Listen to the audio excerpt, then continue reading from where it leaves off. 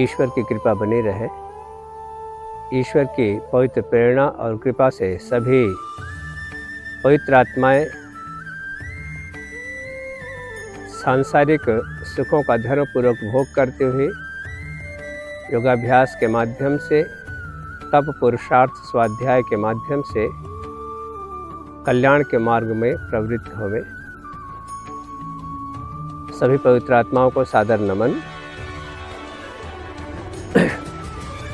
विगत वीडियो में हमने चैतन्य देव कौन कौन से, उनकी पूजा कैसे हो, इसका एक थोड़ा सा हमने चर्चा किया। अब हम चर्चा करेंगे जड़ देव कौन कौन से और उनकी पूजा की क्या विधि होगी। सामान्यतः जो मनुष्य है, श्रद्धालु है, वह विश्वास के सहारे कार्य करता है। भावना तो है, लेकिन विधि का पता न होने से उसकी क्रिया असफल हो जाती है और फिर भावना के होने पे भी, पवित्रता होते हुए भी, श्रद्धा होते हुए भी, क्योंकि विधि पता नहीं, गुण कर्म पे चिंतन नहीं, तो उसकी क्रिया वह पाखंड के अंतर्गत चली जाती है। पाखंड का अर्थ होता है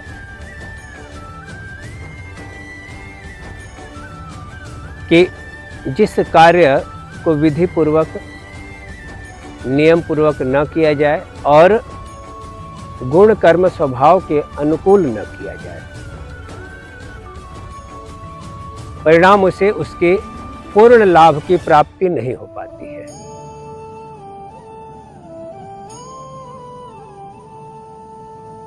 तो इसलिए यह जानना अत्यंत आवश्यक है। कोई भी कर्म करे,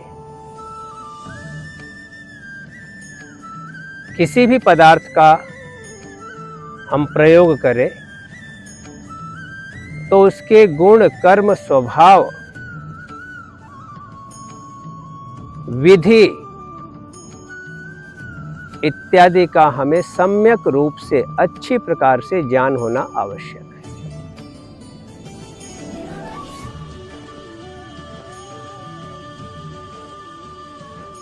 तो जड़ देव, जड़ वो पदार्थ कहलाते हैं जो प्रकृति से निर्मित होते हैं, ईश्वर की व्यवस्था में व्यवस्थित होते हैं।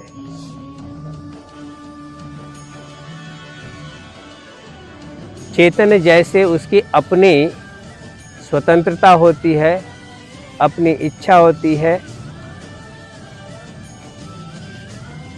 जड़ में स्वतंत्रता नहीं होती है, उसकी अपनी कोई इच्छा नहीं होती।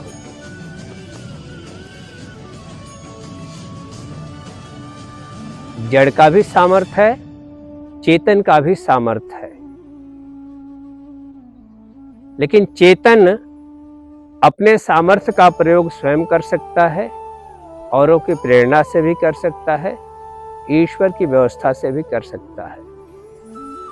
लेकिन जड़ अपने सामर्थ्य का उपयोग स्वयं नहीं कर सकता, वह या तो ईश्वर की व्यवस्था से करेगा या फिर जीवात्मा की व्यवस्था से करेगा। तो जड़ देव कौन कौन? कहा सूर्यदेव, चंद्रदेव, वरुण देव, वायुदेव, अग्निदेव, ये देव हैं।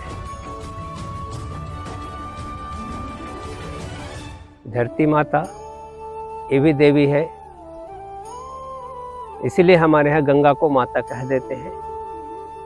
नदियों को देवी के तुल्य माना जाता है, क्योंकि यह हमारे जीवन के लिए अत्यंत आवश्यक है।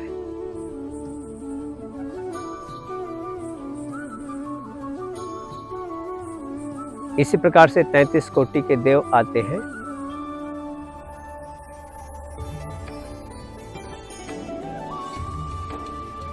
जिसमें 11 रुद्र हैं, 12 आदित्य हैं, इंद्र, बृहस्पति इत्यादि हैं। तो इन देवों, जो जड़ देव हैं, चाहे वह सूर्य हो, चंद्र हो, भूमि हो, जल हो, वायु हो, अग्नि हो,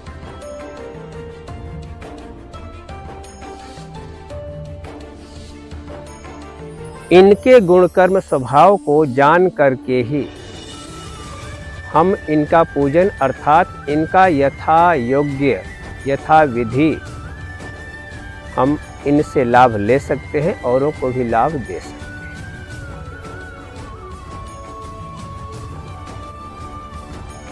तो इन देवों का पूजन भी हमें करना चाहिए। आर्य समाज महर्षि दयानंद अथवा वेद की फिलॉसफी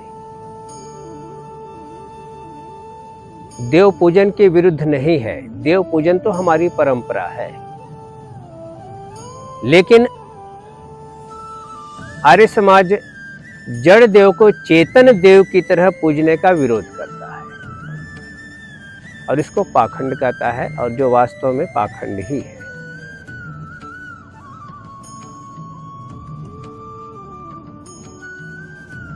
कहा अग्निर्वै देवानाम मुखम, अग्नि देवताओं का मुख है। अब अग्नि की पूजा क्या है? अग्नि की पूजा ये है कि हम अग्नि का यथाविधि प्रयोग करें, भोजन इत्यादि में, यज्ञ इत्यादि में, और इसमें अच्छे पदार्थ, पुष्टिकारक पदार्थ,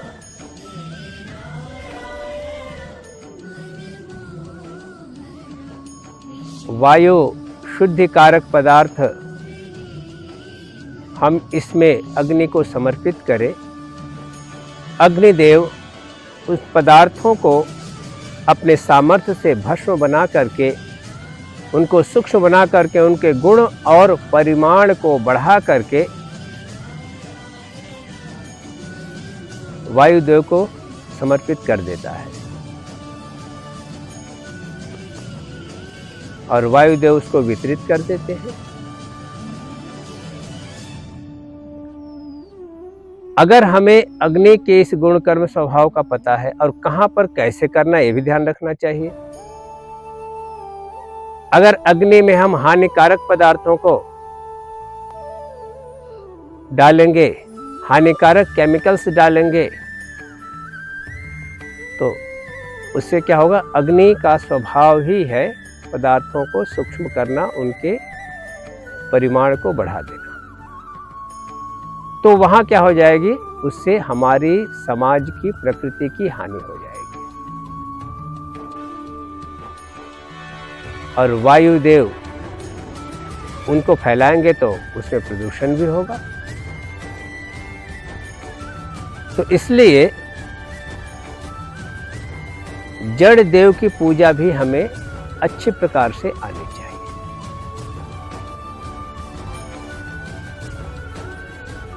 सूर्यदेव की पूजा है, थोड़ी सी उदाहरण लेंगे, ज़्यादा तो हम नहीं कर पाएंगे थोड़ी सी कम समय में। अब सूर्यदेव की पूजा कैसे करें?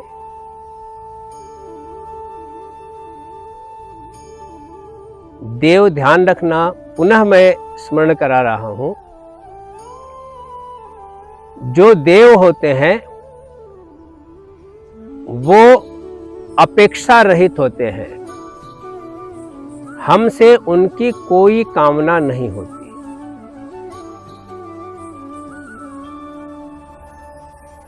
हम भ्रम में हो जाते हैं कि हम देवता को चढ़ा रहे हैं, देवता को दे रहे हैं ना, देवता को चाहिए ही नहीं। देव का अर्थ ही है कि जो निष्काम भाव से जो देता ही है, लेने की उसकी कोई प्रवृत्ति नहीं। अगर लेने की प्रवृत्ति आ गई तो फिर वह देवत्व से पतित हो जाता है। इसलिए यह भी एक भ्रांति है कि हम देव को भोग लगा, देव को चढ़ाते हैं। हाँ, उनके निमित्त इसलिए उनको सामने रख करके, उनको लक्ष्य रख करके हम जो भी पदार्थ या विधि करते हैं, देव क्या करते हैं, अपने सामर्थ्य से उसको हमारे लिए और अधिक उपयोगी बना करके, लाभकारी बना करके हमें ही परावर्तित कर देते हैं।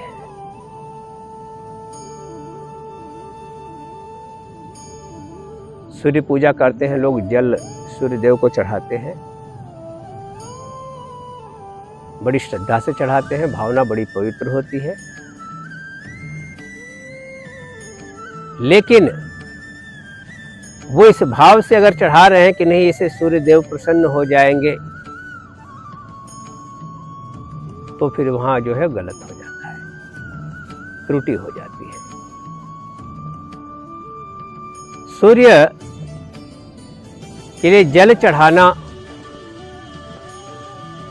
ये आयुर्वेद का विषय है, स्वास्थ्य का विषय है। और हमारे महान पूर्वजों ने, प्रज्ञा बुद्धि संपन्न ऋषियों ने हर तरह के जो उचित कार्य हैं, चाहे वह स्वास्थ्य संबंधी हो, नैतिक संबंधी हो, परिवार संबंधी हो, आत्म कल्याण संबंधी, सबको धर्म के अंदर समाहित कर लिया। धर्म का अर्थ ही है उचित कर्म, कर्तव्य।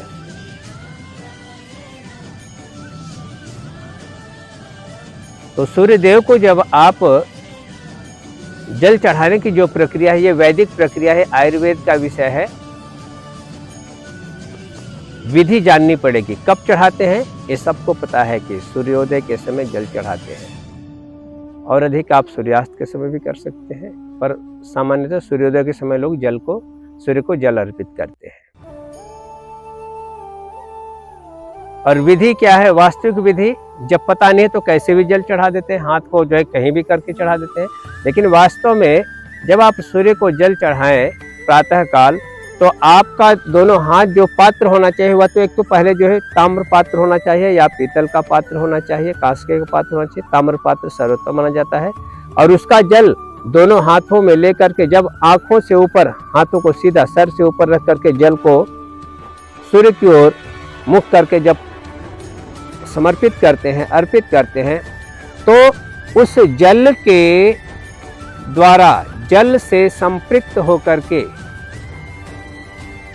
सूर्य की किरणें जो आती हैं, हमारे स्वास्थ्य के लिए, हमारे कांति के लिए वह अमृत का काम करती है।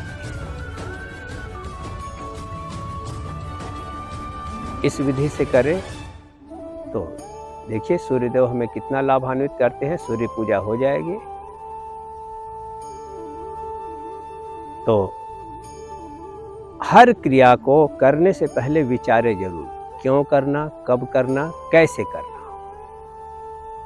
वास्तव में यही पूजा बन जाएगा। तो चर्चा को ही विराम देंगे। आगे की जो चर्चा हम इसी देव पूजा प्रसंग पे ही जारी रखेंगे। लेकिन निवेदन है कि आप इस वेद विद्या को अधिक से अधिक लोगों तक, अगर आपको उचित लगता है तो जरूर प्रेषित करें, शेयर करें। चैनल को भी लाइक और सब्सक्राइब करें। और जो अगर आपको लगता है कि यह हमारे लाभकारी है तो इसको सिर्फ माने नहीं, इसको पहले प्रयोग करें, प्रयोग धर्मी बने। मैं कहता हूं प्रत्येक व्यक्ति को प्रयोग धर्मी बनना चाहिए। आप स्वयं करके देखिए, तभी जाकर के विद्या, अगर व्यवहार में नहीं तो विद्या का कोई लाभ नहीं। इसलिए विद्या को व्यवहारिक बनाएं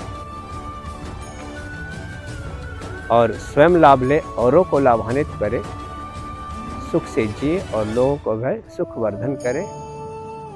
ईश्वर की कृपा सब पे रहे। सब कल्याण मार्ग के पति को ओम शम।